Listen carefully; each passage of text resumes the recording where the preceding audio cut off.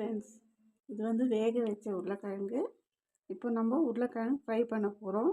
இது எப்படி பண்ணுறதுன்னு பார்க்கலாம். இதில் ஃபஸ்ட்டு கொஞ்சம் உப்பு போட்டுக்கலாம். அடுத்து கொஞ்சம் மஞ்சள் பொடி போட்டுக்கலாம், மஞ்சத்தூள்.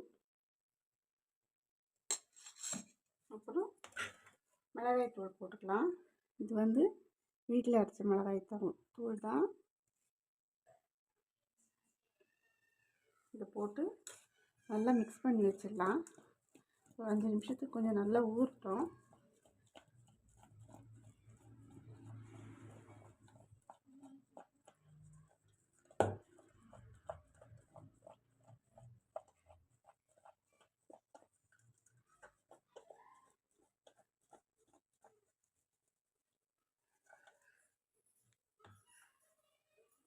பண்ணுறதுக்கு ஒரு கடாயை வச்சு நம்ம எண்ணெய் சேர்த்துக்கலாம்.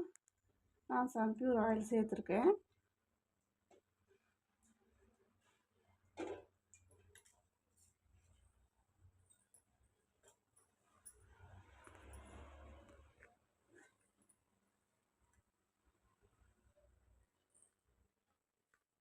இந்த உருளைக்கிழங்கு பொரியலுக்கு தேவையானது வெங்காயம், கறிவேப்பிலை, கொத்தமல்லி, இஞ்சி, பூண்டு திருவி வச்சுருக்குது.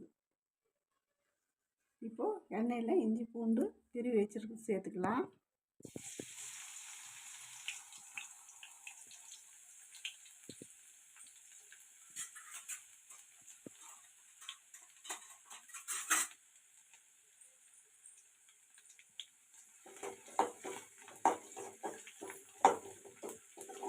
கொஞ்சம் நல்லா வதங்கினதும் நம்ம வெங்காயம், கறிவேப்பிலை ரெண்டும் சேர்த்துக்கலாம்.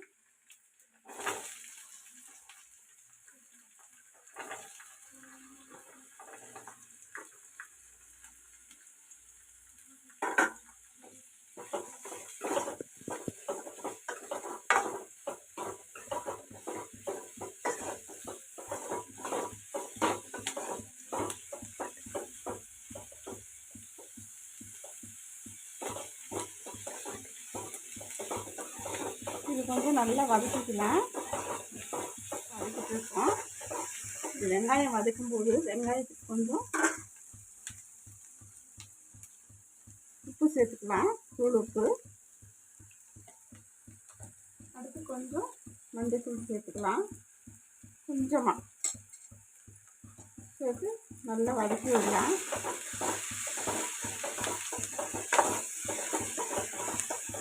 கொஞ்சம் நல்லா வதங்கட்டும். கொஞ்சம் கோல்டன் ப்ரௌன் கலர் வந்தால் நம்ம இதில் உருளைக்கிழங்கு சேர்த்துடலாம்.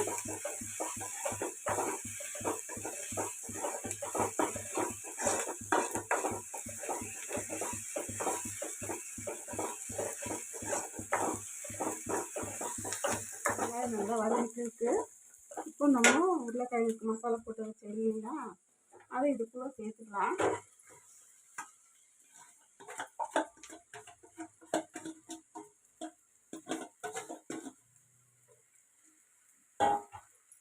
சேர்த்துட்டு நல்லா கலக்கி விடலாம், மிக்ஸ் பண்ணலாம்.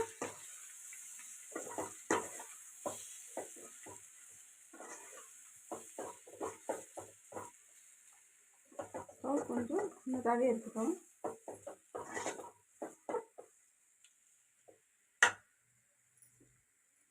இன்னும் கொஞ்சம் எண்ணெய் சேர்த்துக்கலாம்.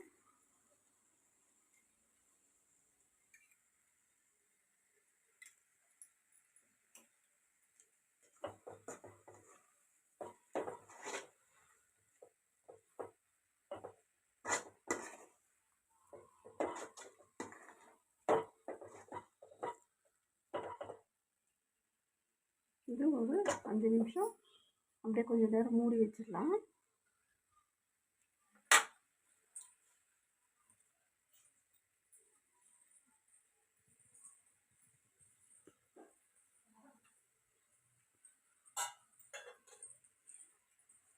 ஒரு 5 நிமிஷம் ஆயிருக்கும்.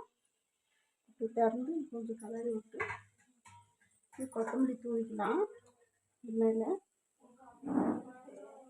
கொத்தமல்லி கொஞ்சம் லாஸ்ட்டில் போட்டால் நல்லாயிருக்கும். கொத்தமல்லி போட்டு நல்லா ஒரு பெரட்டி இறக்கிடலாம். ஒரு 2 நிமிஷம் கொத்தமல்லி போட்டு இருக்கட்டும்.